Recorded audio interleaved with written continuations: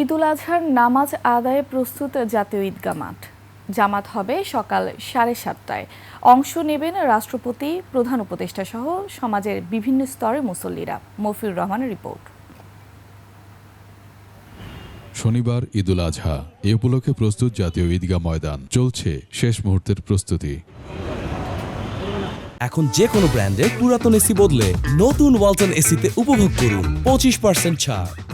আবহাওয়ার কথা মাথায় রেখে এরই মধ্যে টাঙানো হয়েছে ত্রিপল, নেওয়া হয়েছে পর্যাপ্ত নিরাপত্তা।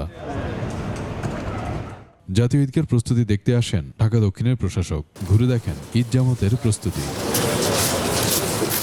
পরে তিনি সাংবাদিকদের বলেন, সকাল 7:30টায় হবে জামাত। আবহাওয়া খারাপ থাকলে 8টায় প্রধান জামাত হবে জাতীয় মসজিদ বাইতুল মোকাররমে। আমাদের মহামান্য রাষ্ট্রপতি, মাননীয় প্রধান উপদেষ্টা, মাননীয় প্রধান বিচারপতি, সুপ্রিম কোর্ট এবং অ্যাপিলেট ডিভিশনের সম্মানিত বিচারপতিগণ, সরকারের ক্যাবিনেট সেক্রেটারি সহ ঊর্ধ্বতন কর্মকর্তারা সকলেই এখানে নামাজ আদায় করেন। ঈদের জামাত আমাদের সকাল 7:30টায় শুরু হবে এখানে।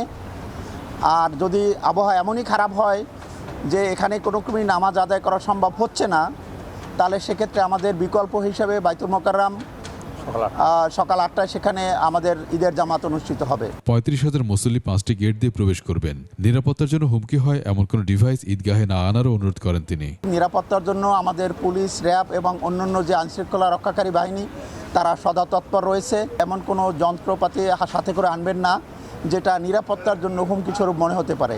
কোরবানির দিন বিকেল থেকেই বর্জ্য অপসারণের কাজ শুরু হবে। 10,000 কর্মী 12 ঘন্টার মধ্যে বর্জ্য অপসারণ করবে বলেও জানান তিনি।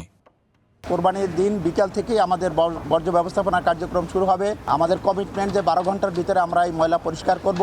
ঢাকাবাসীকে নিরাপদ ও নির্ঝঞ্ঝাট ঈদ উপহার দিতে দক্ষিণ সিটি সব রকম ব্যবস্থা নিয়েছে বলেও জানান এই প্রশাসক। ঢাকা দক্ষিণ city corporation. Mofiur Rahman, 21 television, Dhaka.